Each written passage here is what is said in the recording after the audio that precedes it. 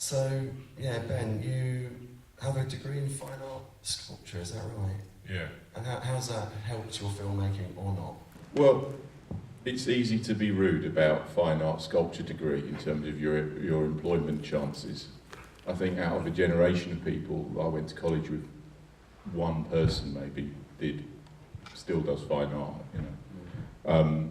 But it was very useful, I felt, you know, when I reflected on it. That fine art itself is, the way that they taught it was basically, you make a piece of work, and then every 2 weeks everyone would gather around each person's piece of work and criticise it. And there'd be no holds barred, and they'd just rip each other to shreds. Okay. And it was like kind of artistic hazing.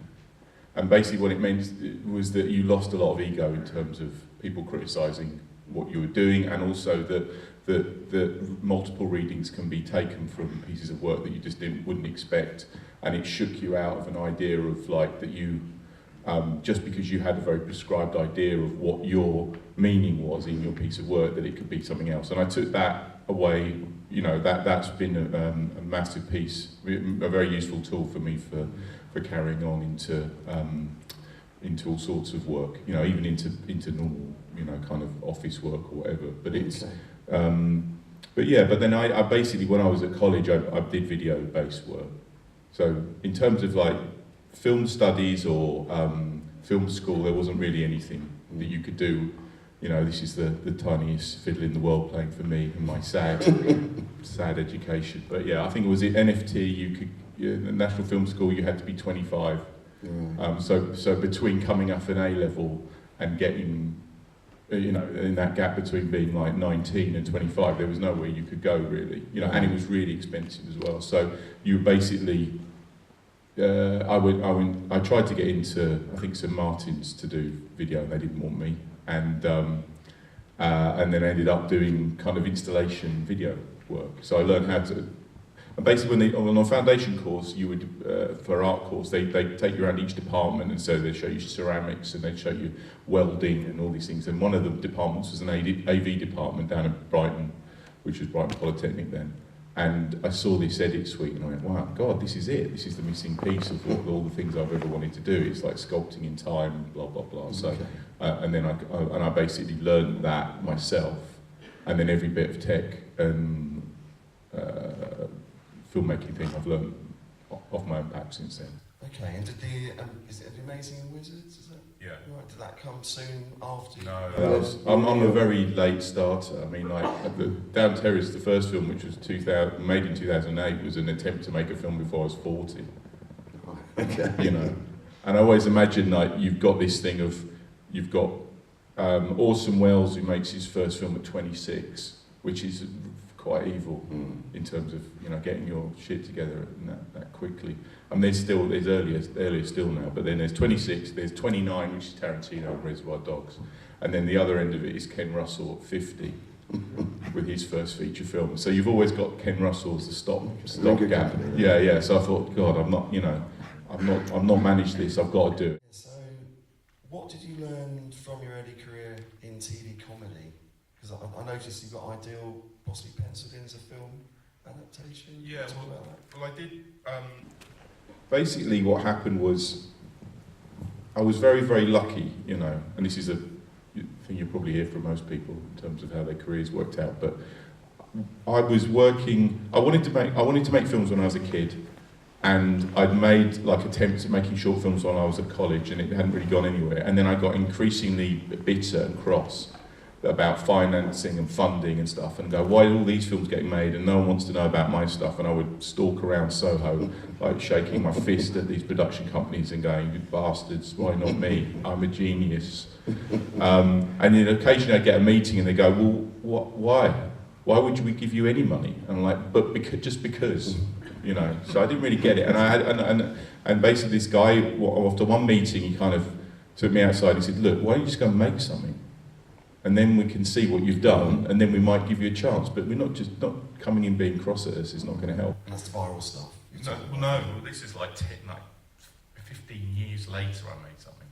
So I'm a very slow learner, you know. But it was So after that, ended up doing a lot of, I worked doing corporate video and all that, and making, like, you know those adverts you get for carpets sometimes, or really nasty cheap adverts. I used to do those. I saw Go Compare, is that one of yours? Well, no, that's like, I'd say that was quite high class in terms of like my ad career. But yeah, so I made a lot of stuff like that, and then basically became kind of got made redundant during the dot-com crash, and I didn't know what to do, and just sat at home and started fiddling around on the internet. And I was trying to retrain to be to work in video games, but I couldn't draw well enough. I wanted to, and so while I was doing that, I was posting on the internet and managed to, out of nowhere, it was the very early days of the internet, managed to get this massive kind of audience of people. And from that one thing, I got loads of work. So it all started from that. So I got to make started making online animation, flash animation, which turned into then viral animation. So making pieces of work for brands that then people would pass around in their email at that point. This is before YouTube. Okay. And then from that, at the same time, got TV advertising work and television work. But so in terms of inspiration for the guys and girls here, that it's, just get on it and do it. Yeah, I was thinking about this morning, what to say, because it's very banal and unhelpful advice, which is unfortunately that you just have to make stuff. In the past, there was all these gatekeepers that would stop you. So you'd have to, if you wanted to make a short film was really expensive, like 30 grand or something like that. So you'd take the application to the BFI and go, I really want to make this short film. And they go, no. And that'd be the end of it. You couldn't do anything. But now you've got the cameras,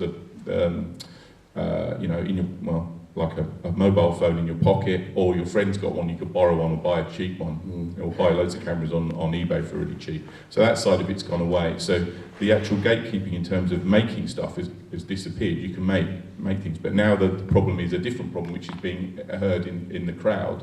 So there's so much stuff is being made and put online, but then that's where the viral stuff comes in, which is like, if your stuff is good or touches a nerve with the audience, then it will rise up to the top. And if it doesn't, it's not because it's an international conspiracy against you, it might just be your work's a bit shit. And when I started, I made a lot of stuff. I would make 2 or 3 things a day. Some of it would be more complicated animation, some of it would be just animated GIFs, some of it would just be cartoon strips, and I just pounded the internet with stuff and got feedback backwards and forwards, and I spent about 2 years doing that. And then once the bandwidth got a bit quicker, so you could put graphics, video on, I just, like these Cunning Stunt, which was the first viral thing I did, which is a guy jumping over a car and then getting run over. Sounds a bit dry when you explain it, but it's but it did crazy views, like 40 million. 40.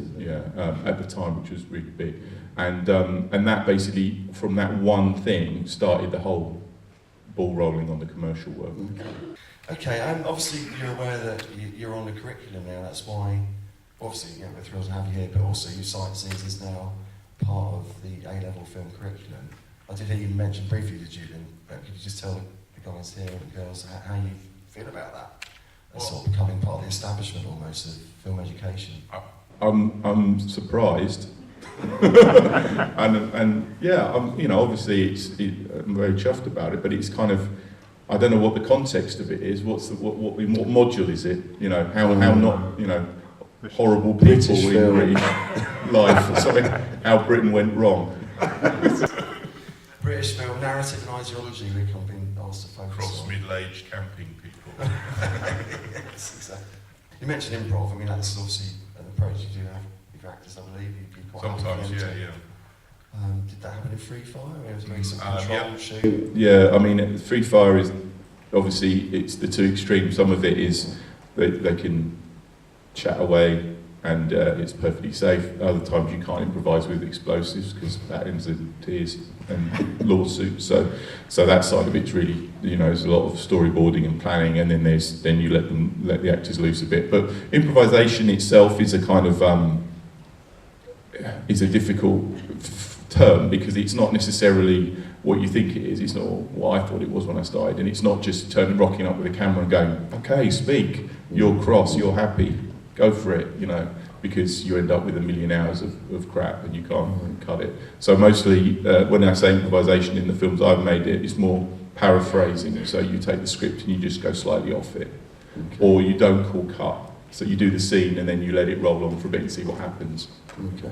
But on site scenes, there was other things happen, like we would be in an environment and we'd see something we liked. Like, for instance, there's the bit in it where she throws the pasta into the bin. There's a bear, but that's just a bear bin we found. And we went, that's funny, that bit. Why would you? That's horrible, throwing rubbish into a bear's mouth. Why would you do that?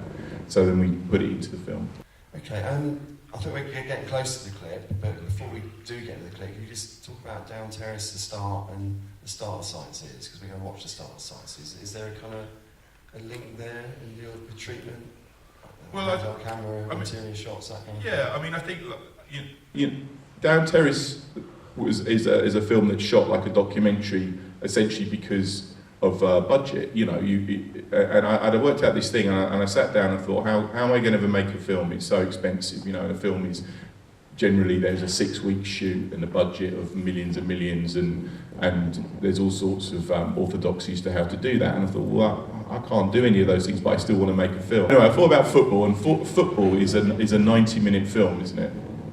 But it's in real time. Like, there's no second takes for football. They just film it and then put it on telly live with lots of cameras. I thought, well, they don't, it doesn't take them 6 weeks to shoot a football match.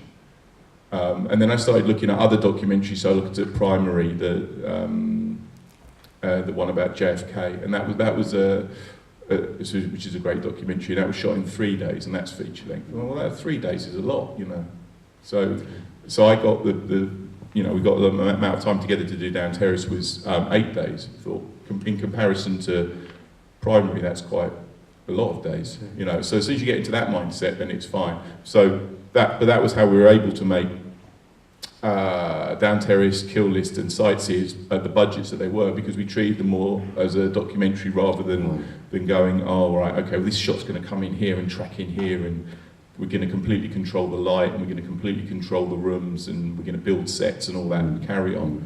And what I'd found was that when I'd done TV, like a half hour of TV, comedy, British TV, it takes you it takes you a week to shoot half an hour, right? And then it's a week to edit it, which sounds quick, but it's not. But the amount of time you spend 5 days on the shoot, a lot of that time is, when I did my boring time and motion thing on it, a lot of that time is spent lighting, like almost all of it. And the acting is quick, it's only a couple of takes, and then, or even sometimes a single take and then on. So I thought, well, what if you eliminated a lot of that turnaround time and lighting and setups and stuff, and you spent more time with the actors? You could actually condense that whole thing. You could condense 3 weeks into 6 days. And that was the thing. Doesn't Sightseers get a bit more sort of cinematic in its sort of quality, treatment of the? Well, we just went outside. It looks lusher than. It's not. You can't light outside. So it's no different, it's just we just went outside, and a lot of evenings and sunsets, that kind of thing. Yeah, but it's not, the traditional Hollywood stuff, the Hollywood of the 40s, where you would get these massive great arc lights and you would light them so that, they're standing outside in LA and they've got weird shadows under their noses and stuff because they're being lit and they're really popping out from the foreground. That kind of filmmaking is very, very expensive and slow, and you see it still sometimes. You get this classic filmmaking style and 3-point lighting and stuff, but most of our movies, right up until High Rise, were all available light to a degree. I mean, Laurie Rose lives in Brighton, and you might be hiding at the back, and who's the cinematographer, and will come running to the front and break my fingers. But a lot of the stuff in those early movies was more about bringing up the general exposure in rooms rather than a specific kind of lighting setup, so that he would light for 360, so we could shoot everything in the room without having to relight each time. And generally we wouldn't have lights in the room. I see. So a similar aesthetic is used with Sightseers. Yeah, just because I don't know, you can just move a lot quicker and you can get more. So, see, I think the thing is with low budget, you've got, the main thing is performance, and it is with most movies, but if you don't have good performances, then you're kind of screwed, because you're not got anyone in spandex running around, or explosions or car chases you know, to take people's minds off it. So everything is about these intense performances. And one surefire way to hobble a performance is by not having enough coverage or not letting the actors have enough time to act. And at the end of the day, it's like if you've got a slightly awkward shadow on the background or something, no one cares about that if the acting's bad, you know. And if the acting's good, no one will think about it. You know what I mean? So it's like finding what your priorities are at that budget level. Yeah. Well, I think you're really good at getting great performances out of you. I think I'm really good at casting. Yeah. I don't really do much on set. I mean, my thing on set is more just making sure there's an atmosphere of happiness. So there's no shouting or divaing about from my end, you know. So it's trying to make an environment that everyone can experiment in and can stretch themselves, because that's really important. The atmosphere on set is one of the main things for getting decent performances out of people. Because if everyone's stressed, then it becomes much harder. They don't trust you anymore because of, you know, there's also this thing, you've never kind of walk up, you don't shout from behind camera, yeah, that wasn't very good. Let's do something else, you know, imagine it in front of all loads of people, like a massive crew. The actors immediately recoil inside themselves and feel miserable. So it's much more gentle, and if they want to do something that you don't agree with, you let them do it because it might be good. And also, the only thing I draw the line at is things that are going to ruin continuity. So people turn up and go, I want to wear this hat, and it's a really terrible hat. You go, no. Or halfway through they go, I'm going to do this weird movement instead of that weird movement. You go, well, I'll never be able to cut it. So. Okay. I mean, you're hanging around with some Hollywood actors now, aren't you? Like Ollie Hammer and Cillian Murphy. I mean, are they as easy to work with as... Yeah, they're all the same. You know, pretty much. I've not had any experience where people have been had special demands or stuff. But I think it's basically because by the time they come and work with me, they're taking a massive pay cut, so they already know. They're there for the love. Yeah, exactly. So they're there to have a good time, not to, you know, if they're having to do, you know, yet another reboot of Spider-Man or something, and they're sitting there going, I don't like this script. I don't know why I'm here. I'm just getting a payday. Not those specific actors, but the actors in general. Yeah. Then the grumpiness can start, I think. But if they're doing something because they really fancied it, then it's less likely. You know, pretty much. I've not had any experience where people have been had special demands or stuff. But I think it's basically because by the time they come and work with me, they're taking a massive pay cut, so they already know. They're there for the love. Yeah, exactly. And they're there to have a good time, not to, you know, if they're having to do, you know, yet another reboot of Spider-Man or something, and they're sitting there going, I don't like this script. I don't know why I'm here. I'm just getting a payday. Not those specific actors, but the actors in general. Then the grumpiness can start, I think. But if they're doing something because they really fancied it, then it's less likely. Okay. Could you just give us a quick bit of background of Sightseers? Because I know it's Alice Lowe and Steve Orr. Steve Orr wrote it. Yeah. Well, it was the film I did immediately after Kill List, and Kill List was really, really horrible and violent and nasty. And Amy and I, Amy Jump, who edited it with me and co-wrote it with me, both of us felt completely abused by making it. It's really disturbing. Yeah, it's really horrible. And I thought I'd better do a comedy next. Otherwise, if I make another horror film, that's it, I'm done. I'll go to be a horror, not just because I love horror films, but I'll end up just making more horror movies forever, you know. And also just needed something to line it up. As it turned out, it wasn't as light as we'd hoped, but so that was that. And then I went to. I had a meeting with Big Talk, who are the production company, one of the production companies behind it, and they're the company did Shaun of the Dead and Hot Fuzz on the Edgar Wright stuff. And they said, we've got this script, Sightseers, and it's Steve and Alice. And I knew Steve and Alice from doing TV stuff, and I agreed to do it without reading it. I just went, yeah, let's do it. Let's do something. This I really want to work with them. And I also knew they were really great improvisers as well. So I thought, well, that I want to do a film which really goes off script, because I'd done two that had been, you know, slightly improvised or slightly loose, and I wanted to do something really, really loose. And then Amy did a rewrite of the script, and that's kind of how it came about, but it happened quite quick. And Zechariah, is he Yeah, a friend? he's an exec on it. And he was really helpful, and kind of, you know, he's a brilliant laugher, Edgar, so he'll come to a screening and laugh all the way through non-stop. And you need people like that to make sure, with a comedy, because if people don't understand the tone of it, it can be very quiet for a long time before people realise it's funny. Because quite a few TV companies rejected it, didn't they, before? Yeah, done the rounds for years, yeah.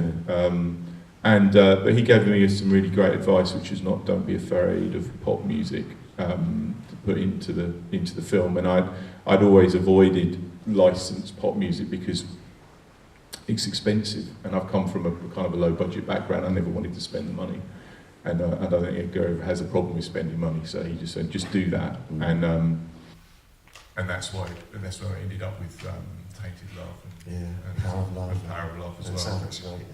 Yeah, yeah. And I'm sure the Power of Love being in it put Power of Love #1 that year as well, at Christmas. Yeah, boy, it was, yeah. Okay, let's have a look at that opening scene then of Sightseers. Performances are great, aren't they? The mother. Yeah, I mean, that's an interesting one in terms of improvisation, that whole scene with the mum at the beginning. Like the real script starts with them packing the caravan, so the list bit. But quite a lot of some of the stuff before that is out of order. We've cut it in a different order, and some of it is straight up improvisation. But like the house itself was in the script. There was only 2 rooms, which is the front room and the kitchen, that were listed in the script. But we got this whole empty house. So I asked the art department to dress the whole house. So they dressed the bedroom, and I wanted to make an art room. And she specifically traces pictures. You know. Yeah, her sanctum. Yeah. So they built this art room thing, and it was never scheduled. It was never part of the shoot. But we bashed through the scripted stuff really quick, and then we just roved up and down the house making stuff up. And that's just speaks to the power of Alice and Steve's improv skills. So all the rolling around on the bed, all that stuff was all made up, that they just did it on the spot. And we just were looking at this room that was full of really interesting stuff. So we just got loads of, we just covered it like a documentary. We just followed those characters around. So there was, I think, 120 hours worth of rushes in the end for the whole film, which is the same as Apocalypse Now. Good God. Probably less helicopters. It's obviously a huge amount of time in the edit. Well, yeah, it wasn't. I think it wasn't the longest of the films we've cut. I mean, I think it was. I mean, the thing is, there's an economic issue with all these things. You can be an auteur filmmaker and sit in the edit suite for 2 years, but you don't get paid for that. The editor gets paid, but the director doesn't get paid. It's like you get a lump sum. So the longer you take, the less money you earn out of it.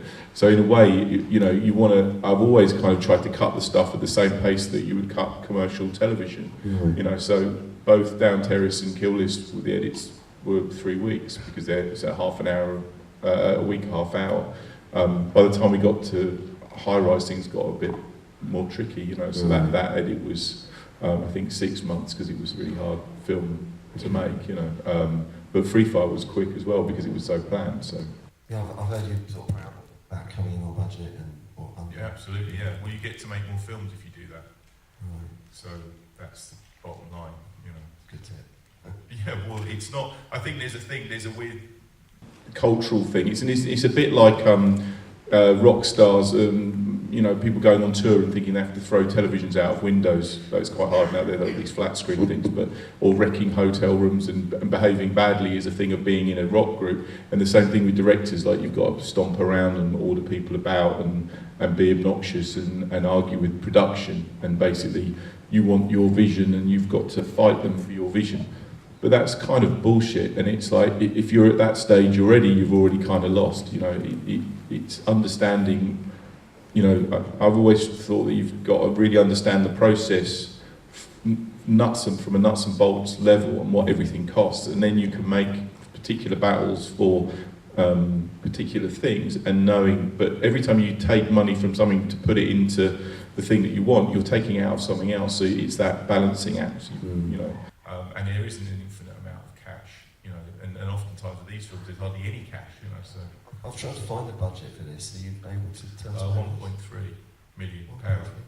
Yeah. So that, but to put that into perspective, you know, like I think at the same period, a half hour of a sitcom on BBC Three was 300 grand. So it's only a little bit more than 3 episodes of a comedy. And it sounds like a lot of money, and it is, you know. And I always think if you're spending any more money than you wouldn't like to lose in a card game, it's a lot of money. And so something like Down Terrace we made for £6,000, which was our own money, you know. But then when it gets to this kind of thing where you've got, you know, these literally travelling up and down the country and a massive infrastructure, it becomes unavoidable that you have to spend a bit more cash. Okay, and the music as well, I guess you're paying for that. Yeah, well that wasn't as expensive as I thought for some reason, I don't know. I mean, the policy I had with this film is that I'd only put music in it that I would listen to on my iPhone. So I wasn't gonna, you know, it's not like someone came to me with a list of tracks and go, well, why don't you try all these different things? These specific stuff that I like, you know, and I love that.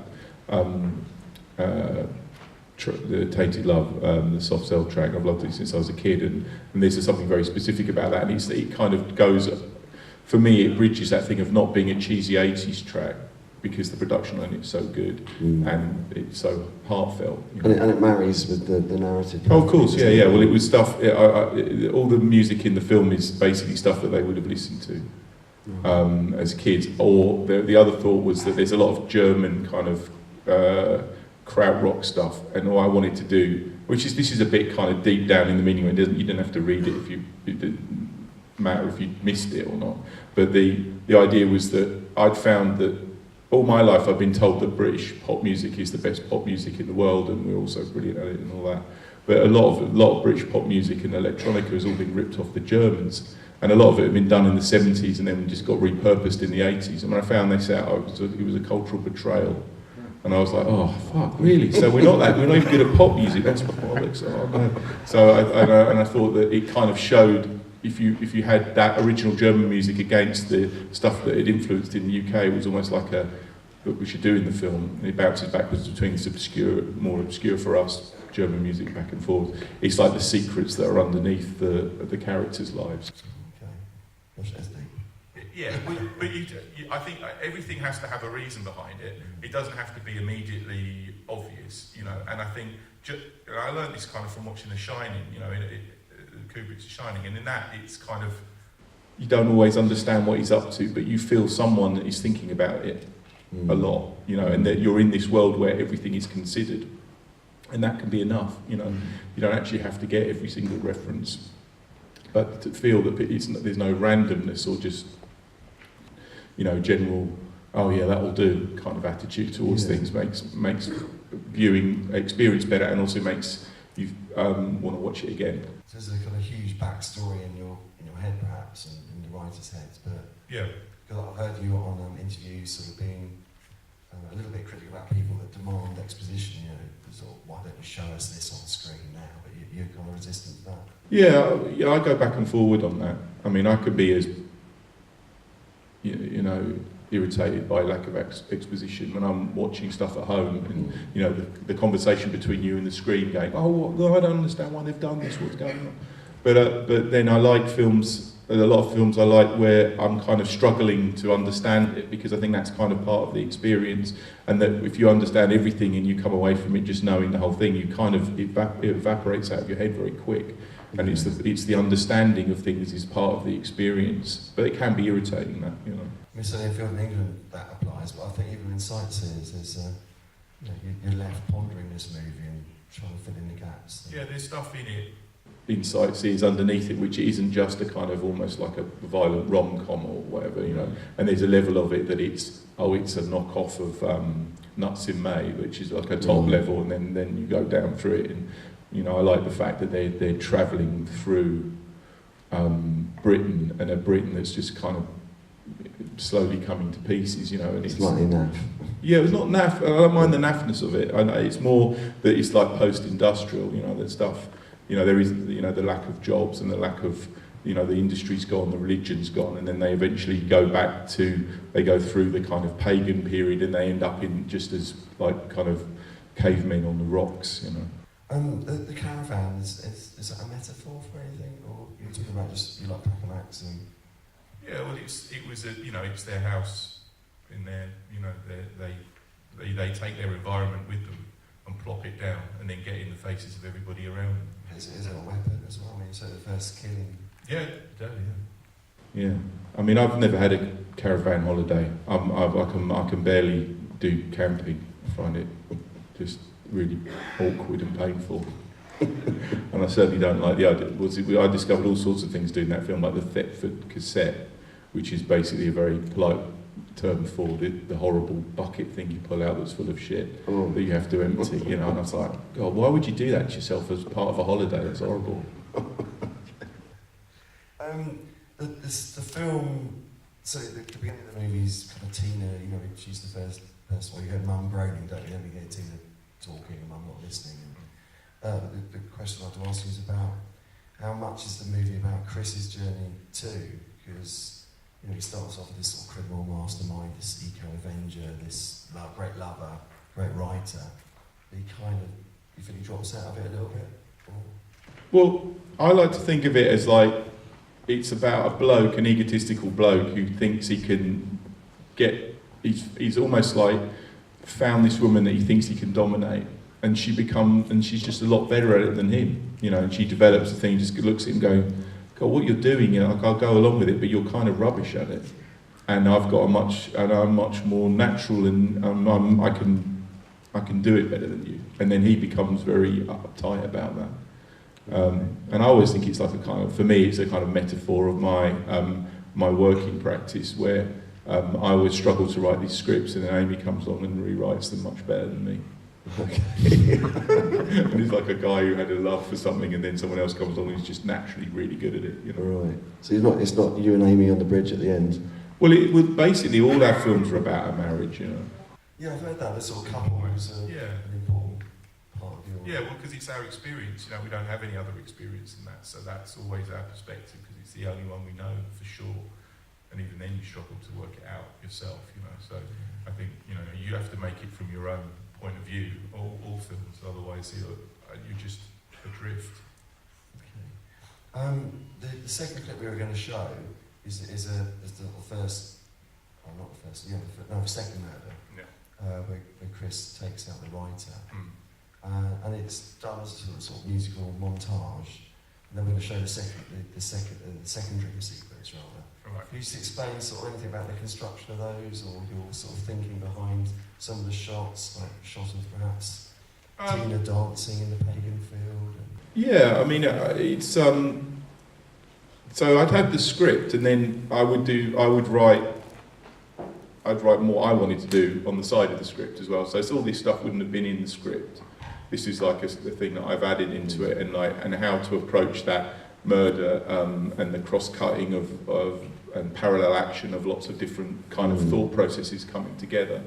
And I wanted to bind the characters together in a way that, because it's kind of in the script, it's not really there why they come together, why they understand each other. And I wanted to do it in a visual way that there would be like there's snippets of information that's almost like I don't sound like a wanker, but it's like visual poetry. You know, that you get these little bits of elements, things that kind of juxtapose against each other and create a meaning across it, which you wouldn't be able to say out loud because it would sound too mad or too obvious or on the heads too much.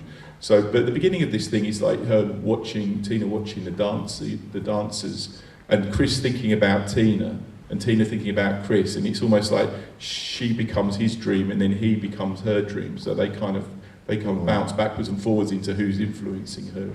Okay. You see, it doesn't bear talking about out loud because it sounds terrible, but that's the kind of the idea of it. But also it's the excitement of the murder, and it's to get the audience on side with them. And then to go, God, this is actually really cool. I'm really enjoying this. This is murderous and terrifying, but also I like them, and I don't like the writer particularly, and I'm not a big fan of of the people doing the drumming. So you suddenly become the characters to a degree. It certainly does position the audience that way, doesn't it? I mean, the writer's a real snob, isn't he? And his wife's. Yeah.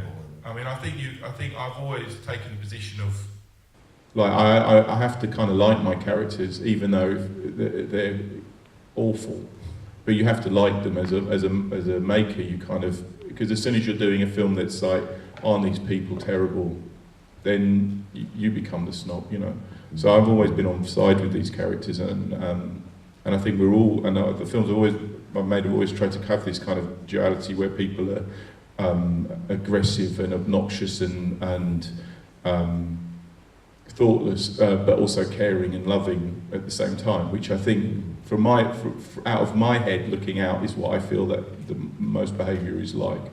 I don't know, you may feel differently, but that's my perception. What's the idea of them being Midlanders, part of Alice and Steve's? Yeah, well, that was their background, you know. I think if it had been a couple of London comics that had gone up north but on an accent, it would have sucked and it'd been awful. And for me being, I mean, I'm from Essex originally. But I've spent a lot of time up north because of family. I was very aware that I didn't want to go up there and perpetrate any kind of too much cliche or work within that stuff. And also the idea, you know, like you're saying, it's some of the places are naff, but I spend a lot of time going to castles and fucking about in national heritage places. You know, that's because having had a 14-year-old son now, but over time we visit all these places and I like them, you know. And the prospect of going to the Pencil Museum was kind of one of the things that made me want to make the film. So I don't really see them as. I don't look down on those places. I enjoy them, and I hope that comes through in the film. It's not like a snide attack. No, I don't think so. No, not at all. Well, shall we watch the first dream montage then, from Tina's perspective as Chris stalks the moors? That sequence, the choice of music. Any thoughts on that? Yeah, I mean, again, that was the other thing I was looking at, was the double use of cover versions. So that's Vanilla Fudge's Season of the Witch, which is a cover of the Donovan Season of the Witch. But there's another version of Season of the Witch, the Driscoll version, which plays in the film later on. So this is Chris's Season of the Witch, but the Alice Lowe's character gets her own Season of the Witch when she does the murders later on. So it kind of directly asking you to make comparisons across different parts of the film, and the same with Tainted Love playing twice. So you get that. Is there a supernatural connection? I mean, am I reading too much into the title of the song? Yeah. Okay. yeah, of course. Okay. Excellent. So, what about Nick Rogue? That opening sequence with the man in the red cagoule that people don't know Nick Rogue's film, don't look now. It starts with a sort of similar kind of montage, parallel edit. Yeah. Could you? Yeah. Well, I mean, I've always loved Rogue stuff, you know. And weirdly, I got to not weirdly, but I got to meet him a few years ago, and I interviewed him on this stage. Oh, right. I was you. Oh, okay. Yeah, and that was really, then. yeah, it was good. I mean, I was very nervous about it, and basically Rogue only needs one question; he can talk for half an hour, which is incredible. But yeah, no, I've always loved that kind of montage cutting, and going back to Rogue's work, back to the Eisenstein, or via the kind of crazy Scorsese cutting style patterns as well. So that for me, that was one of the big things of cinema, is being able to bash different images together that then makes a meaning apart from the images. You know. Was it an obvious reference to the red cagoule? I think it was just a jokey thing. I think it had happened kind of by accident. It wasn't meant to be. There was only so many primary colours after all, and. But yeah, it's kind of, I guess it's in there as a slight nod. Okay. So, was there an intention in Sciences to play on the gender stereotype of the rational man and the emotional woman? We were kind of backwards and forwards on that, because obviously it's a cliche, but I think they both they both exhibit those positions. I mean, they go backwards and forwards. I mean, I think for the Chris character is a hypocrite as much as anything as well, because he is out of control, even though he says he's in control. So he's hysterical too, and in a way, she's more emotionally intelligent than he is. When he sees the anger, doesn't he? When the Ramey is in, it sort of Yeah. it becomes he can't talk, and he sort of Yeah, yeah. mute with anger. Yeah, so and he has a lot of justification for what he does, which is not necessarily what he's saying is not what he means Necessarily. So I think you can't trust him as a character that he is in control, or all the things that he accuses her of, and things are only just things he knows that he has a problem with himself. Okay. I'm kind of inclined to say, let's see the Tina murder, the Chris dream. Yeah. Is going to lead me to the end of the film, and then I want to see that. Okay. So, can we see the second dream sequence, please?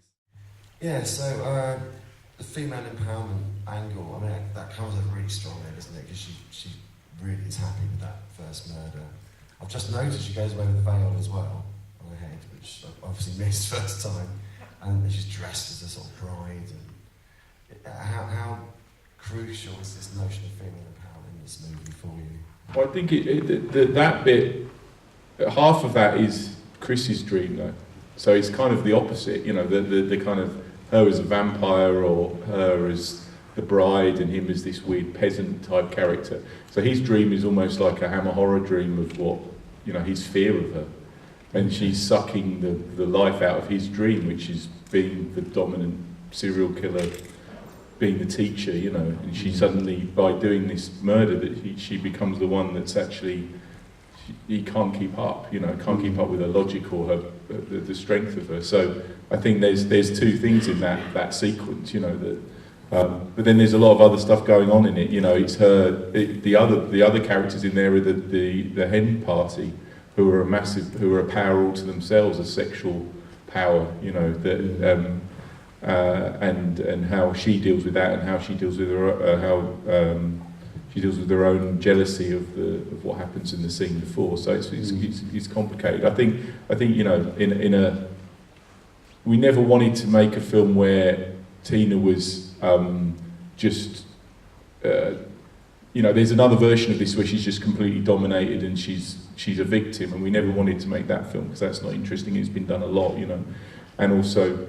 It was a lot of, I guess that from where I stand in it, there's a lot of different authors of a piece like this. You know, I'm a man as a director, but it's two women writers, women producers, women editors. You know, so it's not.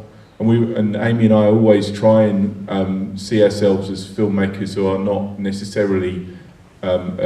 It's not a male point of view, and not particularly a female point of view, it's a couple's point of view, a man and a woman's point of view. So that kind of tries to balance things out, you know, and our different tastes. So my taste might be more towards genre, or more towards kind of older cinema, and Amy's tastes are kind of outside of cinema itself almost. Okay, and we were going to show the clip, we haven't got time now of the final sort of moments really. Was that always the intention that Tina stays and Chris jumps, or did you ever have is there an alternate ending out there? No, that was what was shot. In low budget, there doesn't tend to be any other way through it. Yeah. There was discussions, obviously, what the end was going to be, and I always, you know, one of the discussions that we had was that we would laugh about the idea of the end of Thelma and Louise, which was always made me think, you know, when they're holding hands and driving towards the edge of the cliff, it's like, fuck that. I mean, they were going to get away with a misdemeanor probably on that thing, and it would have been quite low jail time. Seems a massive overreaction, and then, like, one of them had egged the other one on, you know, to do it. And I thought that, you know, at that moment, whether Tina might have jumped if she'd had a different, woken up 10 minutes earlier that morning or 10 minutes later, she leaves it right to the last minute, you know, to make that decision. But then it's all part of Chris's kind of his fantasy, you know, his fantasy had become so massive by that point that hers had gone off at an angle almost, that she was seeing through him, you know, and it was kind of over. And also this when the character was in the carapod, she makes a move on him, doesn't she, in the caravan, and it's like she's become sexually powerful. Well, no, that was more to ruin their relationship, the two of theirs relationship, because Chris had introduced a friend into the power, into their little world, and so then it became a triangle. So she was just trying to provoke him into doing something. So she didn't want. It wasn't. I don't think that was about sex necessarily. She, and then she just slays him. But it serves him right for having such a stupid caravan thing.